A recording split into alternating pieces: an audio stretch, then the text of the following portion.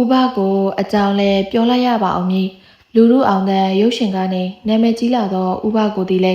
ထိုချိန်၌အောင်မြင်ကြော်ကြသောမင်းသားတစ်လက်ဖြစ်နေပါလိမ့်ပြီသူ့ကိုမေးလိုက်တော်မိကုန်ကိုဖြင့်ကျွန်တော်မမှတ်မိတော့ပါကြီးသို့တော့ဖြစ်ရတစ်ခုကိုတော့ကောင်းကောင်းကြီးမှတ်မိနေပါသည်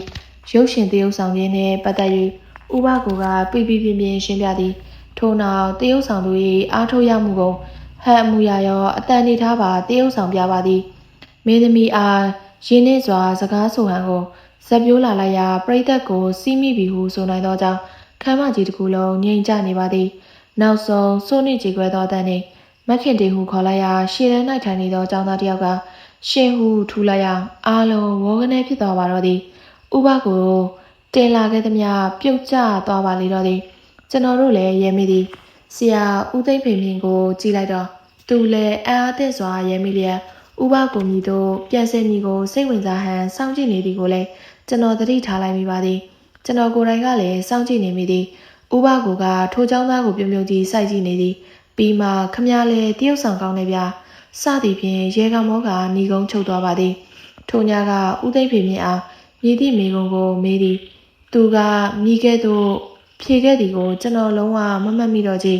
နိုင်ငံရေးနှင့်ပတ်သက်သောမိကုန်းများဖြစ်လေလာတော့မပြောတတ်ပါညဉ့်ကြီးရှင်ဖြေဆိုပွဲအပြီးတွင်စင်မော်ကဆင်းလာကြတော့ကျွန်တော်ကဦးသိန်းဖေမြင့်ကိုတွားပြီးနှုတ်ဆက်သည်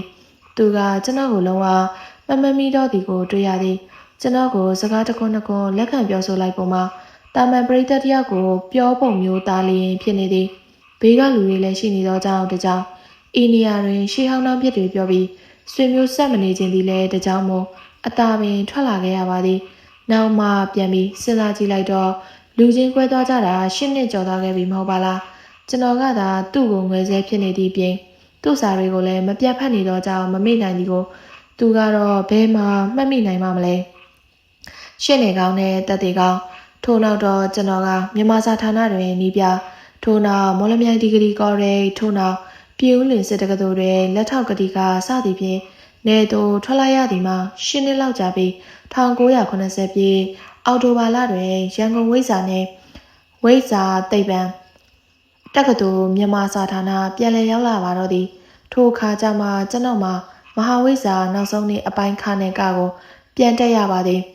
ဒီအချိန်တွင်ကျွန်တော်၏တက္ကသိုလ်တပည့်ဦးတွေကမဟာဝိဇ္ဇာကိုအောင်ပြီးကြတာတာပါလိပြီးရောထိုအခါကျွန်တော်ပြန်ရောက်လာလိုက်တော့ဦးသိန်းဖေမြင့်အခြေအနေကလည်းအတော်ကြီးပြောင်းလဲသွားခဲ့ပြီးဗိုလ်တထောင်သတင်းစာရေးစာရီးချုပ်တွေတက္ကသိုလ်ကောင်စီဝင်လူကြီးမြန်မာစာဌာန၏ပညာရေးအဖွဲ့တွင်အဖွဲ့ဝင်လူကြီးတွားလေသူဦးဖိုးကျော်မြင့်ဆိုသူဆိုလျင်ဦးသိန်းဖေမြင့်ကိုအလွန်ယူသည်အထင်ကြီးသည်မြန်မာစာဌာနသို့ဦးသိန်းဖေမြင့်ရောက်လာလိုက်လျင်ဆိုလျင်အားလုံးပြရာခန့်နေတော့သည်ပညာရေးအဖွဲ့ဝင်တဦးဖြစ်သောကြောင့်မျှတာမဟုတ်သူ၏အဖွဲ့ဝင်တယောက်စာပေကိုလေးစားယူသေးသောကြောင့်လည်းဖြစ်ပါသည်မြန်မာစာဌာနသို့ Board of Study တင်ကြားရေးအဖွဲ့ကိစ္စရဲ့ကြောင့်ဖြစ်စေတခြားကိစ္စကြောင့်ဖြစ်စေဦးသိန်းဖေမြင့်ရောက်လာတတ်ပါသည်ကျွန်တော်နဲ့မျက်နှာချင်းဆိုင်မကြာခဏတွေ့ရပါသည်ကျွန်တော်ကလည်းနှုတ်ခွန်းဆက်တာရံမဆိုတာပြီးပြုံးလို့မျှပဲမပြခဲ့ပါသူကကျွန်တော်ကိုလုံးဝမေ့သွားခဲ့ပြီဖြစ်သောကြောင့်ကျွန်တော်ကလည်းပြည်သူငြိမ်းချမ်းရေးတပ်ဦးကဖြာလေးခွေးမောင်းလေးအောင်သိန်းအဖြစ်ပြည်ပုံကချလိုက်ခဲ့ပြီးပါပြီအသစ်ဖြစ်တော့အောင်သိန်းအနေနဲ့သာတွေ့လိုပါတော့သည်ထို့ပြင်1950ဦးသိန်းဖေမြင့်နဲ့1980ဦးသိန်းဖေမြင့်တို့ကွာခြားသွားသလို1950အောင်သိန်း1980အောင်သိန်းတို့သည်လည်းအခြားနာကြီးခြားနာခဲ့လေပြီမဟုတ်ပါလား1982ခုနိုဝင်ဘာရှုမဝတွင်မြန်မာဘာသာစကားနှင့်ကာယမဲ့ကဗျာဟူသောဆောင်းပါးကိုကျွန်တော်ရေးလိုက်ပါသည်ကာယမဲ့ကဗျာကြောင့်ငြင်းချခုန်ချဖြစ်ခဲ့သည်မှာမကြာလှသည်သို့တော်မိသူမှမြန်မာဘာသာစကား၏ပင်ကိုယ်တဘာဝကိုထည့်ပြီးမဆွေးနွေးခဲ့ကြကျွန်တော်ကကောက်ရေးလိုက်တော့ကြပြသမားတို့လောကတွင်ပြောသလောက်ဆိုလောက်သောဆောင်းပါးလေးဖြစ်သွားခဲ့သည်ထိုအချိန်ကိုကျွန်တော်သုံးတော့မီနောက်လာဒီဇင်ဘာရှုမဝတွင်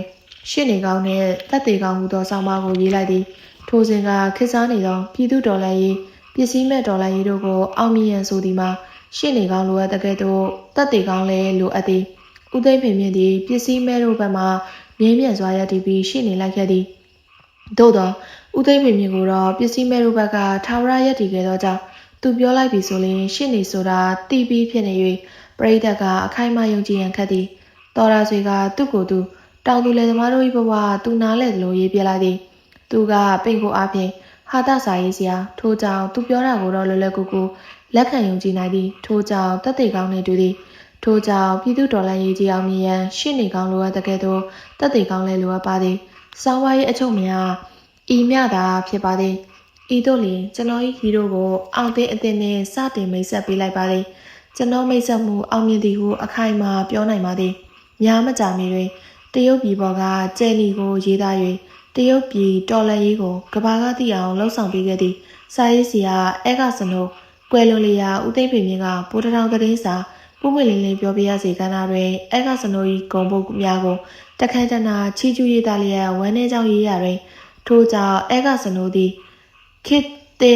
်တရုတ်ပြည်ရှင်းနေကောင်းဖြစ်တည်တာမကတတ်တည်ကောင်းလည်းဖြစ်ပါပေလိမ့်မည်ဟုရေးသားခဲ့သည်သူကျွန်တော်၏ဆောင်မကိုတည်တည်ချာချာဖတ်ကြောင်းသိတာနေပါသည်ထို့ပြင်သူ့ကိုရှင်းနေရလောက်တွင်သာထားလိုက်သည်ကိုလည်းတဲပြီးကျင်းတဲ့ပုံမရမှန်လဲမှန်ပါပဲသည်မြမတော်လိုက်ရဲ့တခြားတွင်တရံမလက်ပါခဲ့သူမဟုတ်ပါလားသို့တော်သူ့ဘက်ကမြည်တို့ခြေပါပြောဆိုပါမည်နေဓာရိုက်ခြေပါလိုက်ပြန်လဲမလိုလားအပ်တော်ဘေဘီကကလောင်နေဝင်ပြီးရှုပ်လေအောင်တော်မည်ထို့ကြောင့်အဲကစနိုသည်တရုတ်ပြည်ကြီး၏ရှင်းနေကောင်းတဲ့တက်တေကောင်းဖြစ်ခဲ့ပါသည်ဟုသောစကားကိုသုံးလျက်ရှင်းနေကောင်းတဲ့တက်တေကောင်းတပြိုင်နက်မဖြစ်နိုင်မှဟုတလောဟုခြေပါလိုက်ခြင်းသည်လည်းကျွန်တော်ကောက်ယူလိုက်ပါသည်ဒုတိယဆောင်မ၌ပင်လျင်ဦးသိန်းဖေမြင့်ကအောင်သိန်းသစ်ကိုအတိမတ်ပြုခဲ့ပါသည်ဤနေရာတွင်စကားချက်ဝင်လိုက်ရပါအောင်မည်ထိုဆောင်မကိုရှုမဝသို့ပို့လိုက်ရာစာစီပီးစာတွင်တော်ရာဆွေတိုက်ကိုရောက်လာတော့မောင်တစ်ဆွေက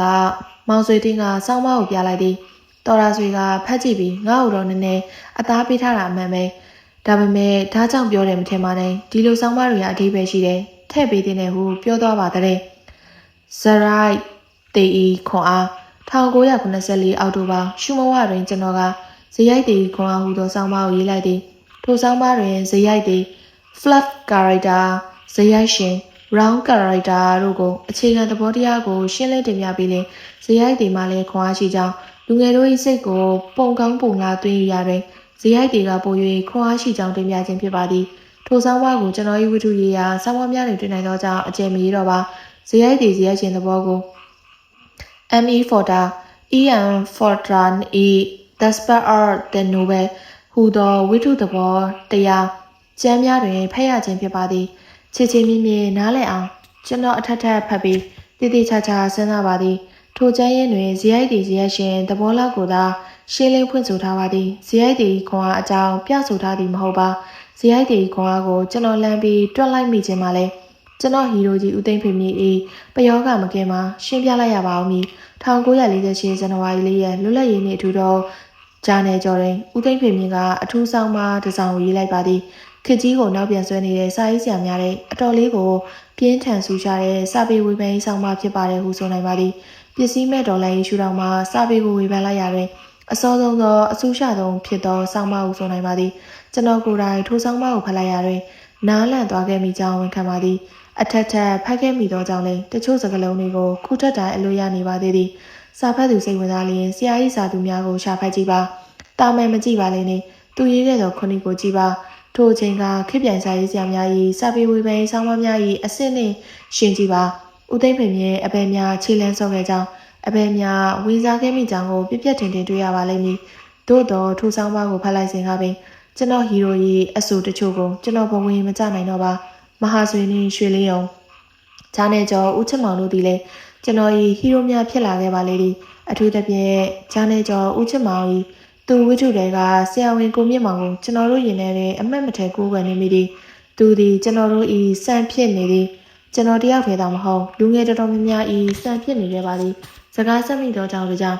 ထင်ရှားသောတာရကတစ်ခုကိုပြလိုသောကြောင့်တကြောင်ပြောပြလိုက်ပါအောင်မည်ကွယ်လွန်သူသမရဟောင်းကြီးဦးစိန်ယူသည်လည်းသူဝိထုကိုဖတ်ပြီးကိုမောင်မြင့်လိုဆရာဝန်မျိုးဖြစ်လိုသောကြောင့်စေဘက်ကိုလိုက်ခဲ့သေးသည်စစ်ကြီးဖြစ်လာတော့ကြောင့်သာစစ်တပ်ထဲသို့ရောက်လာခဲ့ရသည်ဟုသူ၏မိတ်ဆွေဟောင်းများကပြောပြသည်ကိုစစ်တပ်ကတော်မှကျွန်တော်အမှုထမ်းစဉ်ကကြားခဲ့ရပါသေးသည်ဦးသိန်းဖေမြင့်ကကျွန်တော်၏ငယ်ဆွဲသူရဲ့ကောင်ကိုမောင်မြင့်ကိုအကောင်းလိုနေသောကြောင့်အိမ်မက်ထဲတွင်တွေ့ရသောလူတစ်ယောက်လိုဖြစ်နေသည်ဟုမှတ်ချက်ချဝေဖန်လိုက်ပါသည်ကျွန်တော်သည်ဦးသိန်းဖေမြင့်ကိုလည်းလေးစားသည် ရွှေလေးယုံကြီးကိုမြင့်မောင်ကိုလည်းချစ်ခင်ကိုးကွယ်နေမိသည်ဦးသိန်းဖေမြင့်အဆိုကိုလက်မခံနိုင်လောက်အောင်ဖြစ်နေသည်သို့တော်လည်းမငင်းဝင်မပယ်ဝင်